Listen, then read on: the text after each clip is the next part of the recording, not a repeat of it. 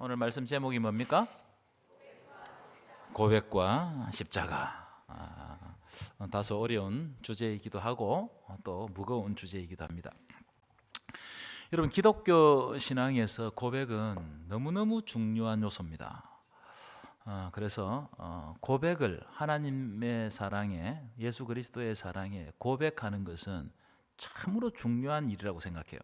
이 고백이라는 말을 제가 헬라어로 찾아보니까 호모로기아라는 말입니다. 호모로기아. 이 뜻은 뭐냐면은 같은 말을 하다, 동일하게 말하다, 이런 뜻을 가지고 있는 단어가 호모로기아입니다. 근데 그 속뜻을 보면 이 뜻이 명확해져요. 무슨 말이냐면 어떤 사실을 내가 알고 있는데 그 사실을 부인하지 않고 내가 믿는 바를 내 입으로 직접 말하다.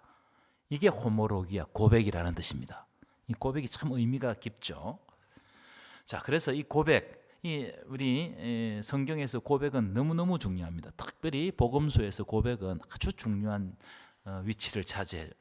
자, 그런데 이 각 사람들의 고백이 모이면 뭐가 되느냐? 신조가 됩니다. 한번 따라할까요? 신조. 신조라는 말이 좀 어려운 말인데, 신조라는 말은 크레도라고 합니다. 크레도. 크레도는 무슨 뜻을 가지고 있냐면은 나는 믿는다. 나는 믿는다. 이걸 공동체가 함께 고백하는 거예요. 나는 믿는다. 그래서 신조는 공동체가 함께 공통적으로 고백하는 것을 신조라고 그럽니다. 기독교 역사에는 많은 신조들이 있었습니다. 그래서 그 시대마다 우리 교회가, 우리 공동체가 무엇을 믿는가, 이걸 딱 정리한 것이 신조거든요. 이를테면 제가 유명한 신조들만 말씀드려 볼게요. 니케아 신조, 칼케톤 신조, 굉장히 유명합니다. 하이델베르그 요리문답, 이미 들어보셨죠? 요리문답도 신조 중에 하나입니다. 웨스트민스터 신앙고백, 마찬가지죠. 신조입니다. 웨스트민스터 신앙고백은 이 장로교를 대표하는 신조인데 가장 체계적이고 신학적으로 정교한 신조로 알려져 있어요. 우리 교단에도 신조가 있습니다. 우리 교단의 교회가 공통적으로 고백하는 신조가 있단 말이에요. 우리가 무엇을 믿고 지금 누구를 어떻게 고백하는가, 이걸 딱 정리한 게 신조입니다. 자, 그런데 세상에 기독교 역사 가운데 많은 신조가 있었는데 그 신조들 가운데 가장 대표적인 신조가 뭘까요? 대표적인 신조, 사도신경입니다. 사도신경. 오늘 우리가 예배 시간에 함께 고백했죠. 사도신경. 이 사도신경은 예수님의 제자들이 사도들 아니겠습니까? 이 예수님의 제자들이 예수님을 직접 보고 공생애를 직접 체험하고 그리고 십자가와 부활도 직접 경험하고 난 다음에 그들이 본 예수를 고백한 내용이 사도신경이에요. 그래서 우리가 이 사도들이 고백했던 이 고백을 우리가 받아들여서 우리가 믿음의 체계를 이룬 겁니다. 그래서 우리는 누구의 신앙을 본받느냐? 사도들이 예수를 보고 고백했던 그 고백을 우리의 믿음으로 가져오는 거예요. 이게 지금 우리가 믿는 믿음입니다. 그래서 우리가 주일 예배 시간마다 사도신경을 암송하는 겁니다. 그러니까 여러분, 사도신경이 굉장히 중요해요. 그래서 여러분, 사도신경을 외울 때는 마치 주문처럼 외우는 것이 아니고 한 문구 한 문구마다 여기에 내가 사도들처럼 고백한다는 마음을 가지고 외우셔야 돼요. 아멘이십니까? 그래서 여러분, 이 고백은 너무너무 중요한 거예요. 조금 제가 극단적으로 말씀을 드리면, 예수를 믿는다고 하면서 예수님에 대한 고백이 없다면 그것은 어쩌면 예수 믿는 것이 아니라고 말해도 될 정도로 고백은 중요합니다. 여러분은 예수님에 대해서 어떻게 고백하십니까? 이걸 이 시간에 자기 자신에게 질문하는 시간으로 삼으시기 바랍니다. 자, 그런데 이 사도신경을 비롯해서 아까 말씀드렸던 역사 속에서 여러 가지 고백과 신조들이 있었는데 이 고백과 신조들의 가장 기초적인 원형이 뭐냐? 원형적인 고백이 뭐냐? 오늘 우리가 읽었던 바로 베드로의 신앙 고백이라고 할 수 있어요.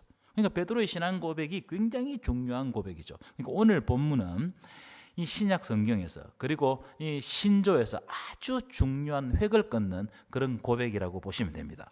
자, 13절 보실까요? 13절은 베드로의 신앙 고백이 어떻게 나오게 되었는지 그 배경을 추측할 수 있는 구절입니다. 우리 13절 한번 보실까요? 읽겠습니다. 시작. 예수께서 빌립보 가이사랴 지방에 이르러 제자들에게 물어 이르시되 사람들이 인자를 누구라 하느냐. 자, 이 13절 보시면 띄워 주십시오. 예수님이 제자들과 함께 빌립보 가이사랴 지방으로 가셨다고 기록하고 있습니다. 빌립보 가이사랴. 지도를 이제 띄워 주셨는데 보시면 빌립보 가이사랴는 여기 있습니다. 지금 보이시나요? 여기 있습니다. 빌립보. 그러니까 이 빌립보 가이사랴는 이스라엘 최북단에 있는 지역입니다. 도시인데 원래 지금 보라색으로 칠해져 있는 저 땅은 로마 황제 아우구스투스가 헤롯 대왕에게 하사받은 땅입니다. 지금 왼쪽 사람이 아우구스투스 로마 초대 황제입니다. 그 다음에 오른쪽 그림이 헤롯, 우리 헤롯 대왕이라고 하죠. 예수님이 태어났었을 때 그때 예수님을 죽이려고 했던 사람이 헤롯 대왕입니다. 이 사람이, 이 헤롯이라는 사람은 정치적인 감각이 너무너무 탁월했어요. 그래서 이 사람이 이 지금 보시는 아우구스투스 로마 황제입니다. 전 세계를 지배하는 로마 황제와 친구가 될 정도로 정치적인 감각이 매우 탁월했습니다.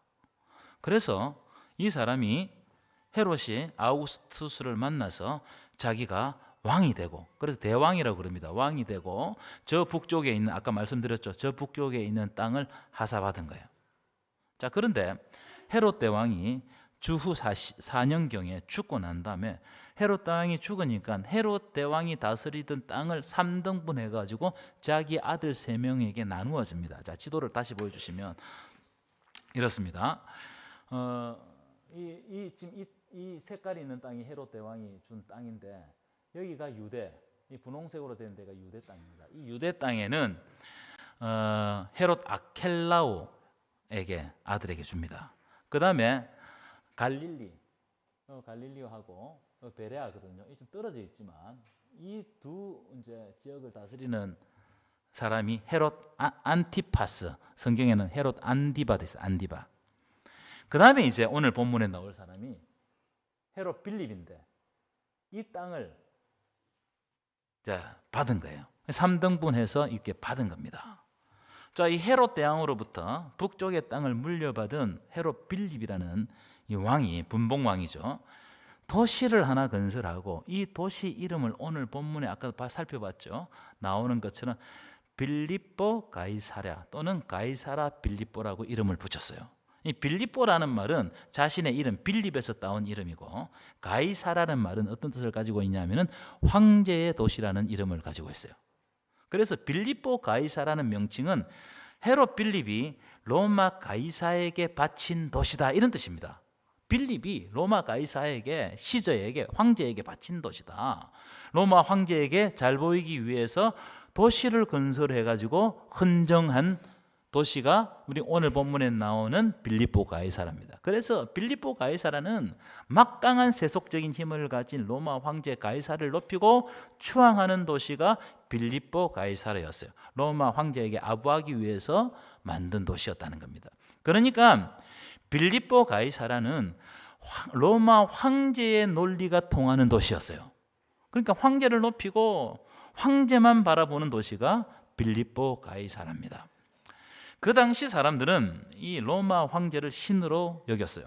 그래서 로마 황제가 구원을 주고 평화를 준다고 그렇게 생각했습니다. 이걸 팍스 로마나라고 합니다. 팍스 로마나. 팍스 로마나의 뜻은 뭐냐면 로마에 의한 평화, 로마가 구원을 주고 로마가 평화를 준다, 이 말이에요. 이게 무슨 말이냐면 로마 황제를 신으로 섬기고 로마 황제에게 충성하고 로마 황제를 구원자로 믿으면 로마 황제가 평안과 안녕과 구원을 보장해 준다, 이 뜻이 바로 팍스 로마나입니다. 그래서 이 빌립보 가이사랴와 같은 황제에게 헌정된 도시는 반드시 로마 황제를 숭배하는 신전이 있어서요. 지금 보시는 그림이 황제 신전인데 빌립보 가이사라에 남아 있는 황제를 숭배했던 신전 집 왼쪽 그림은 기둥이 집 남아 있어요. 저 기둥만 남아 있는데 굉장히 컸다고 그래요. 그다음 오른쪽은 벽면 이렇게 이제 남아 있는 부분을 찍어 온 겁니다. 이런 황제의 논리가 넘쳐나는 빌립보 가이사라에서 예수님이 제자들에게 물으시는 거예요. 두 가지를 질문합니다. 두 가지를. 첫 번째 질문이 뭐냐? 13절 다시 보실까요? 한번 읽어보겠습니다. 다시 한번 더 시작. 예수께서 빌립보 가이사랴 지방에 이르러 제자들에게 물어 이르시되 사람들이 인자를 누구라 하느냐? 첫 번째 질문은 사람들이 인자를, 예수를, 나를 어떻게 평가하느냐? 이 질문을 물어보신 거예요. 사람들이 나에 대해서 뭐라고 하느냐? 이걸 물어본 겁니다. 그 질문에 대해서 제자들이 대답을 바로 즉각적으로 합니다. 14절 보여주실까요? 14절 읽어보겠습니다. 시작. 이르되 들으는 세례 요한, 들으는 엘리야, 어떤 이는 예레미야나 선지자 중에 하나이다. 무슨 뜻입니까? 예수님을 세상 사람들이 볼 때 아주 뛰어난 선지자, 기적을 일으키는 능력자, 아주 특별한 사람 이렇게 보았다는 거예요. 왜냐하면 예수가 병도 고치고 오병이의 기적도 일으키고 무리도 걷고 귀신도 내쫓고, 그래서 사람들이 생각할 때는 예수를 보면 예수는 우리의 필요를 채워주는 어떤 능력이 많은 사람인가 보다. 그래서 선지자 중에 하나이다 이렇게 했어요. 여러분, 교회 다니는 사람들 가운데, 신앙생활하는 사람들 가운데서도 예수를 어떻게 평가하느냐? 예수는 우리에게 세상적인 복을 주고 성공을 주고, 예수는 내 기도에 응답해주고, 예수는 내 필요를 채워주고, 예수는 내 문제를 해결해 주는 분쯤으로 생각하는 경우들이 많죠.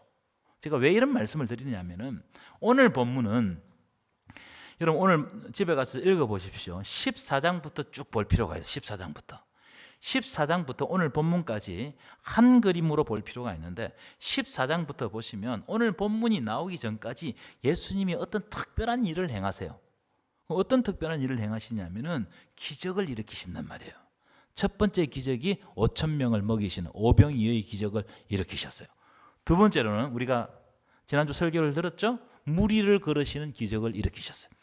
세 번째로는 흉악한 귀신을 쫓아내는 기적을 일으키셨어요. 그 다음 마지막으로는 4,000명을 먹이시는 기적도 일으키셨어요. 5,000명을 먹이시고 그 다음에 4,000명을 먹이시는 기적도 일으키셨어요. 그리고 나서 빌립보 가이사라에 오셔서 예수님이 제자들에게 질문하시는 겁니다. 세상 사람들이 나에 대해서 뭐라고 하더냐? 이걸 질문하신 거예요. 그랬더니 제자들이 말하는 겁니다. 세상 사람들이 예수님을 보고 위대한 선지자, 능력 많은 사람들 중에 한 사람이라고 하더이다. 여러분, 이게 무슨 말이에요? 예수가 어떤 큰 능력을 가지고 내 필요와 내 문제를 해결해 주는 능력이 많은 어떤 존재로 생각합디다. 이렇게 대답을 한 거예요. 여러분, 이게 말이 틀리지는 않았습니다. 그렇죠? 우리도 예수님을 그렇게 생각할 때가 많잖아요. 틀린 말이 아니에요. 신앙에도 이런 면이 분명하게 존재합니다. 우리가 예수를 믿으면서 내 필요와 내 문제를 해결해 줄 분으로 생각하고 예수님께 기도하고 예수를 믿고 그렇게 할 때가 있죠. 저도 있어요. 그게 틀린 믿음은 아니에요. 왜냐하면 우리의 삶에는 우리가 극복할 수 없는 아주 복잡한 문제들, 내가 해결할 수 없는 여러 가지 문제들이 너무너무 많이 있기 때문에 예수님을 내 문제를 해결해 주는 그런 존재로 생각할 수 있어요. 그런 존재로 생각하고 예수께 기도하고 예수를 의지할 수 있습니다. 하지만 만약 제가 금방 말씀드렸던 그 예수에 대해서 그렇게만 예수를 생각한다면 팍스 로마나를 주장하는 로마 황제와 예수가 다를 게 뭐가 있겠냐는 거예요. 황제가 나를 믿으면, 나에게 속하면 내가 모든 것을 다 책임지고 해결해 줄게. 황제가 그렇게 이야기하잖아요. 이게 팍스 로마나입니다. 그것과 예수가 무슨 차이가 있겠냐? 내가 너의 먹고 사는 문제를 다 해결해 줄게 하는 로마 황제와 예수가 별반 차이가 없다 이 말이에요.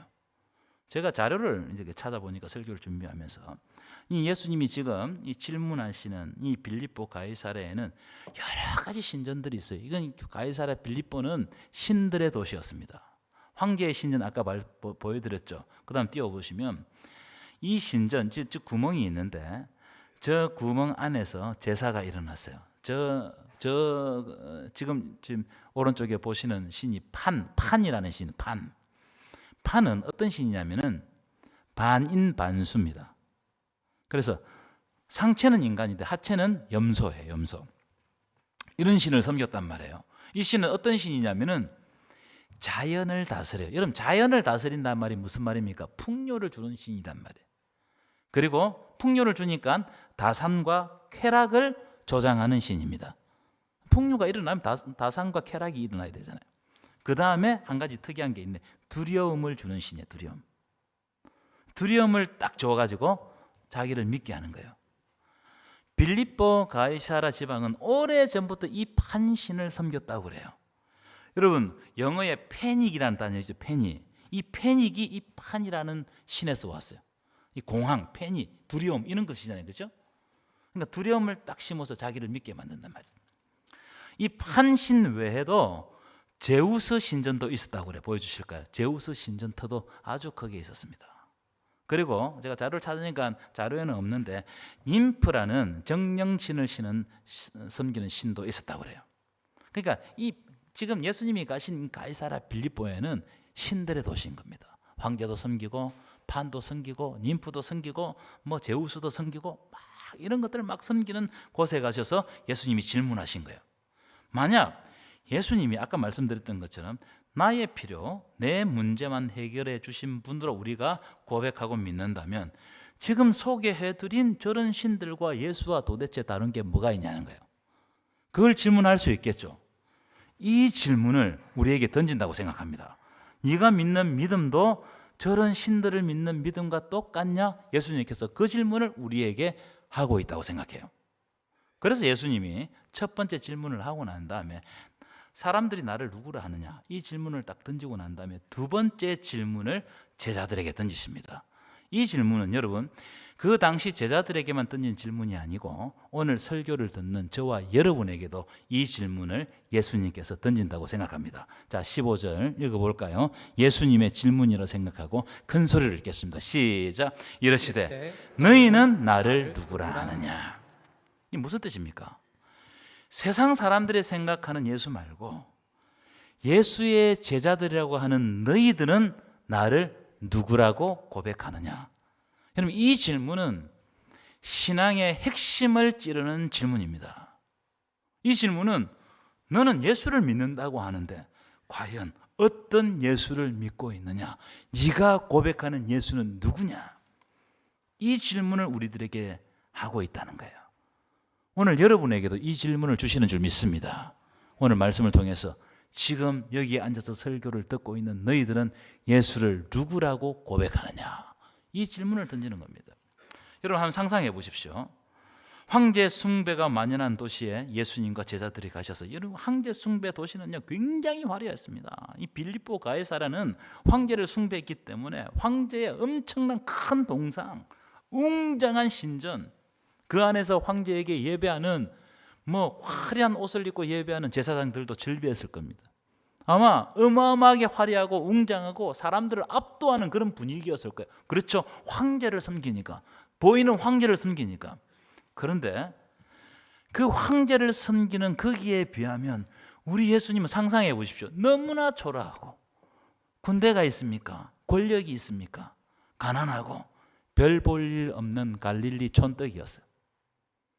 그렇게 사람들의 눈에 비교가 안 되는 그 자리에서 예수님이 제자들에게 물으시는 겁니다. 너희는 나를 누구라고 고백하고 있느냐? 세상 속에 살아가는 우리에게 똑같은 질문을 하십니다. 너희는 나를 누구라고 고백하느냐?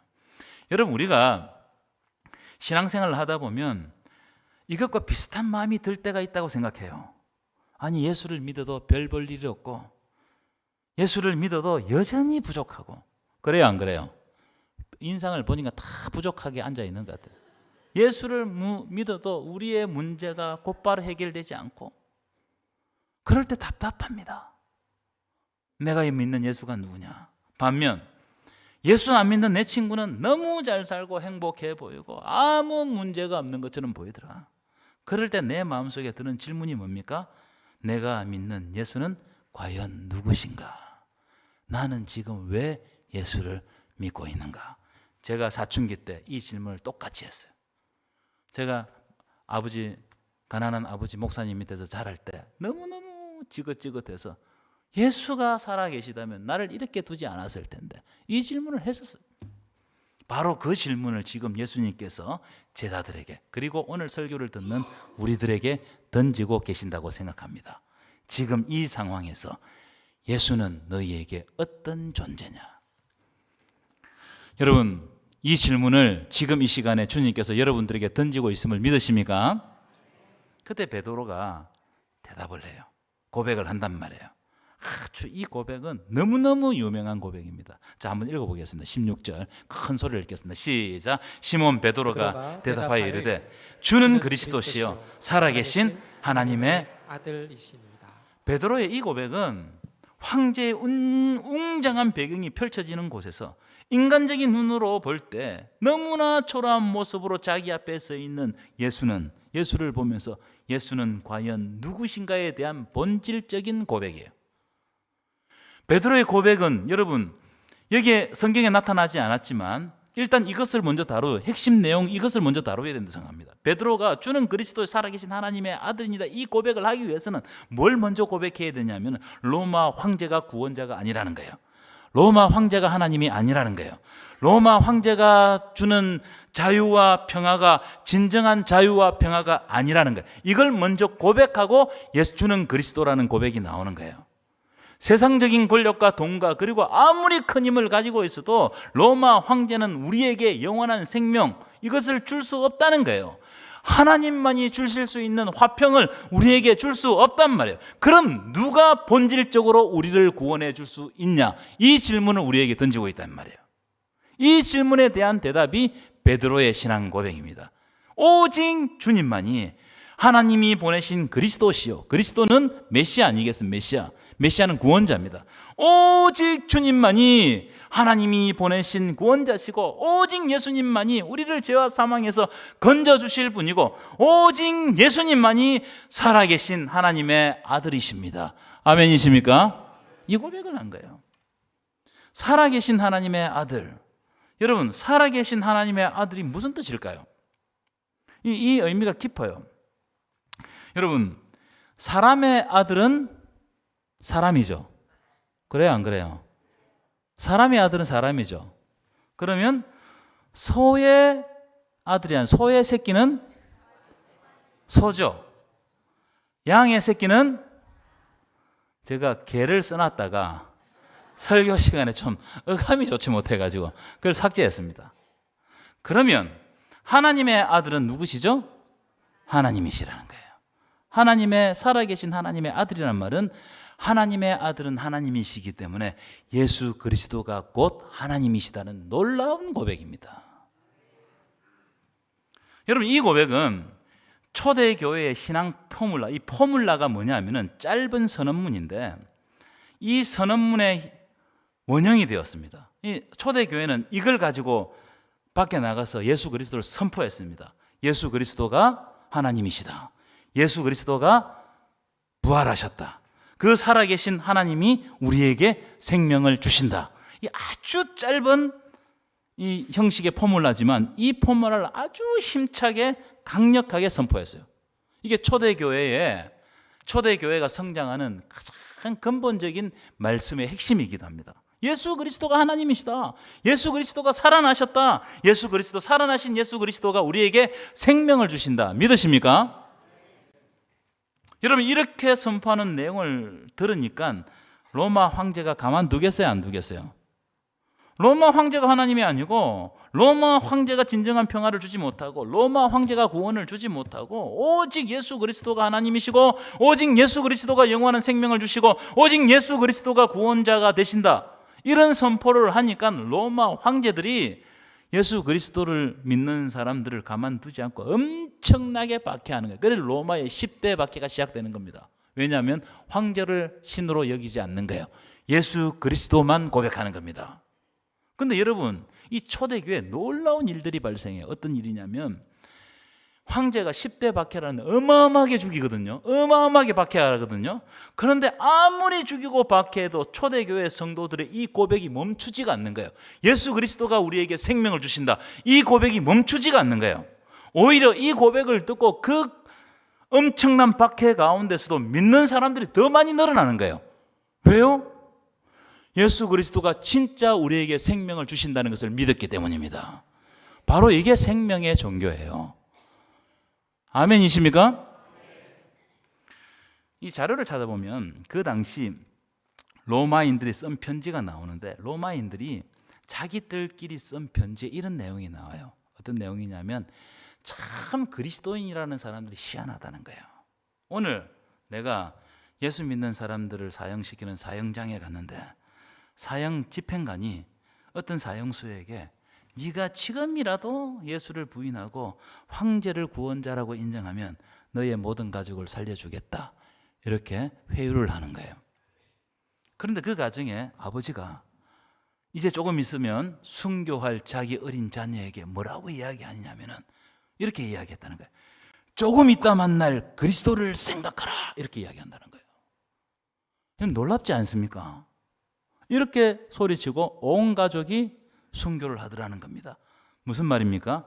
초대교회 당시 성도들은 순교를 각오하고 예수를 믿더라. 왜냐하면 지금 우리가 죽을지라도 부활하신 예수처럼 부활하기 때문입니다. 이걸 믿었어요.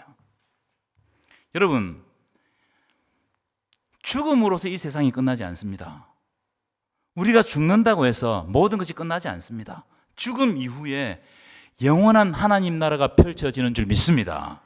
그 영원한 하나님 나라는 오직 예수 그리스도를 믿음으로 우리가 기업으로 받는 거예요. 이 고백을 믿고 그들은 과감하게 순교했어요. 놀라운 일이죠. 왜요? 예수 그리스도께서 부활하심을 믿었기 때문이에요. 그런 장면들이 실제로 히브리서의 고백 기록되어 있어요. 자, 히브리서 11장 35절부터 보실까요? 제가 읽어드리겠습니다. 여자들은 자기의 죽은 자들을 부활로 받아들이기도 하며, 굉장히 깊은 말씀입니다. 가족 중에 어떤 한 사람이 예수 믿다가 순교를 했어요. 그런데 어머니가 그 아들을 보고 얘는 예수 믿다가 죽었기 때문에 지금 부활했다, 이렇게 받아들였다는 거예요. 또 그 다음 보십시오. 또 어떤 이들은 더 좋은 부활을 얻고자 하여 심한 고문을 받되 구차히 풀려나기를 원하지 아니했다는 거예요. 오히려 고문을 받았다는 거예요. 희한하죠. 또 어떤 이들은 조롱과 채찍질 뿐 아니라 결박과 옥에 갇히는 시련도 받았으며, 그 다음 보십시오. 돌로 치는 것과 톱으로 켜는 것과, 이사야도 톱으로 켜서 죽임을 당했습니다. 시험과 칼로 죽임을 당하고 양과 염소의 가죽을 입고 유리하여 궁핍과 환난과 확대를 받았으니, 자, 그 다음 보십시오. 이런 사람은 세상이 감당해요, 못 감당해요? 이렇게 순교적인 마음으로 생명의 정신으로 살아가는 사람은 세상이 감당할 수가 없는 거예요. 그들이 광야와 산과 토굴과 동굴에 유리하였네. 동굴에서 여기저기 숨어 다니면서 신앙생활을 했다는 거예요. 사진 보여주실까요? 지금 보시는 사진은 터키에 있는 데린구유 사진입니다. 이런 가보신 분이 아마 계실 거예요. 지하 도시입니다. 이민족의 침입 때문에 지하에 깊게 도시를 이렇게 봤는데 그리스도인들의 박해가 너무 심하니까 이 사람들이 여기 숨어들어서 사는 거예요. 왜요? 예수 믿기 위해서. 그 다음 사진. 여기는 카파도기아 성지입니다. 이 사람들이 예수 믿는 것 때문에 도시에서 함께 살지 못하는 거예요. 그래서 어떻게 하느냐면 사막에 있는 동굴로 와가지고 동굴을 파고 거기에 사는 거예요. 너무너무 불편하게 사는 겁니다. 방금 읽었던 히브리서 말씀과 똑같은 장면 아닙니까? 그럼 왜 그렇게 산다는 거예요? 우리가 지금 고난을 당할지라도, 심지어 순교할지라도 생명의 주, 구원의 주, 살아계신 하나님 예수 그리스도를 믿기 위해서 그들은 그렇게 불편하게 살았다, 이 말이에요. 여러분, 고백이 이런 겁니다. 고백은 내 삶을 결정하는 거예요. 내가 무엇을 고백하느냐에 따라 내가 어떻게 살지가 고백되는 겁니다. 결정되는 겁니다. 이 고백이 바로 베드로의 신앙 고백입니다. 그래서 예수님이 뭐라고 말씀하시냐면 이 신앙 고백 위에 교회를 세우겠다는 거예요. 믿으십니까? 여러분, 이 세상에 있는 모든 교회들은 이 신앙 고백 위에 교회가 서 있는 줄 믿습니다. 그래서 여러분, 교회는 건물이 아닙니다. 교회는 예수를 고백하는 사람들의 모임입니다. 믿으십니까? 건물이 없어도 예수를 고백하는 사람들이 모여 예배드리면 그곳이 바로 교회가 되는 거예요. 여러분 가정에서 예수를 고백하고 예배를 드리면 그곳이 바로 교회이고, 두세 사람이 모여서 예수 그리스도의 이름으로 예배를 드리면 그곳이 바로 교회가 되는 줄 믿습니다. 그러니까 너무나 이 고백 위에 교회가 서 있다. 그러니까 이 고백은 우리의 삶이 되어야 된다 이 말이에요. 이 질문을 오늘 우리에게 주시고 계세요. 여러분은 어떤 고백을 하고 계십니까? 이 고백 위에 우리의 신앙이 있는 겁니다. 그런데 가장 잘 살게 해달라고, 축복 달라고, 물론 그것도 중요하죠. 그런데 그것보다 생명의 주 예수 그리스도를 고백하는 그 믿음 위에 우리가 서 있다는 이 사실을 깨닫는 저와 여러분 되시기를 간절히 축원합니다. 자, 이제 결론입니다. 아주 중요한 장면인데요. 이 고백이 있고 난 다음에 21절부터 28절까지 아주 특별한 그 사건이 펼쳐져요. 베드로가 아주 멋진 고백을 했잖아요. 이 고백을 하자 예수님이 곧바로 이런 말씀을 하세요. 내가 이제 예루살렘을 올라갈 터인데 이제 예루살렘으로 올라가면 십자가를 지고 고난을 받고 그래서 죽임을 당하고 죽임 당하고 난 다음에 부활한다는 것을 예고하셨습니다. 그랬더니 그렇게 신앙 고백을 잘했던 베드로가 예수님을 말리는 거예요. 22절 보여주실까요? 22절 보시면 예수를 붙들고 항변하여, 여러분 이걸 원문에 맞게 제가 각색해서 해석을 하면 베드로가 예수님을 붙들고 항변하다는 예수님을 옆으로 확 밀어붙일 정도로 강하게 붙잡고 예수를 꾸짖었다 이 말이에요. 꾸짖었어요. 항변하다는 말은 꾸짖다, 책망하다 이런 뜻입니다.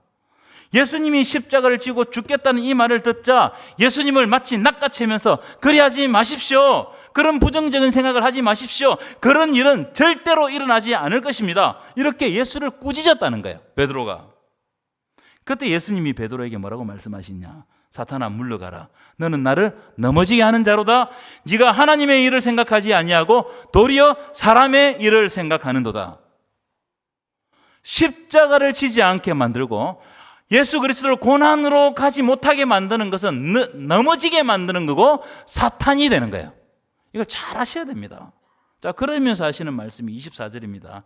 오늘 마지막 결론 주제의 말씀입니다. 함께 큰 소리로 읽겠습니다. 시작. 이에 예수께서 제자들에게 이르시되 누구든지 나를 따라오려거든 자기를 부인하고 자기 십자가를 지고 나를 따를 것이니라. 아멘이십니까? 무슨 말입니까? 예수를 구원자로 그리고 하나님으로 고백하는 자는 먼저 자기를 부인하고 반드시 자기에게 맡겨진 십자가를 지고 예수를 따라가야 된다는 거예요. 여러분, 저도 그렇습니다. 예수를 믿으면서 좀 폼나게 믿고 싶어요. 그래서 예수를 믿으면 남들보다 좀 잘 되고 성공도 하고 자랑할 거리도 많고 아이들은 좋은 대학도 좀 보내고 좋은 직장 가지고 사람들에게 자랑도 좀 하고 남 부럽지 않는 삶을 살고 싶은 것이 우리입니다. 그래 좀 예수 믿으면서 좀 폼 잡고 예수 믿고 싶습니다. 여러분 그렇게 살고 싶죠? 저도 그렇게 살고 싶어요. 그러나 오늘 본문에 보면 예수를 하나님으로 고백하는 자들은 예수님과 함께 십자가를 져야 된다는 거예요. 십자가를 지지 않고 영광을 누리려고 하는 것은 황제의 논리를 그대로 따라가는 것이다. 이걸 우리에게 말씀해 주고 있어요. 여러분, 예수님이 가셨던 문은 좁은 문이었어요. 예수님이 가셨던 길은 좁은 길이었습니다. 멸망으로 인도하는 문은 크고 그 길이가 넓어 그리로 가는 자가 많고 생명으로 인도하는 문은 좁은 문으로 좁고 협착하여 찾는 이가 적다. 예수님께서 그렇게 말씀하셨어요. 여러분 삶 가운데 혹시 좁은 문이 펼쳐졌습니까? 좁은 길이 펼쳐졌습니까? 그것은 그야말로 주님과 함께 십자가를 지고 가는 것임을 믿으시기를 축원합니다. 우리 각자에게 져야 될 십자가가 있어요. 그래서 사순절 십자가를 향하여 우리가 우리의 십자가를 지고 묵묵히 주님과 동행하는 저와 여러분 되시기를 간절히 축원합니다.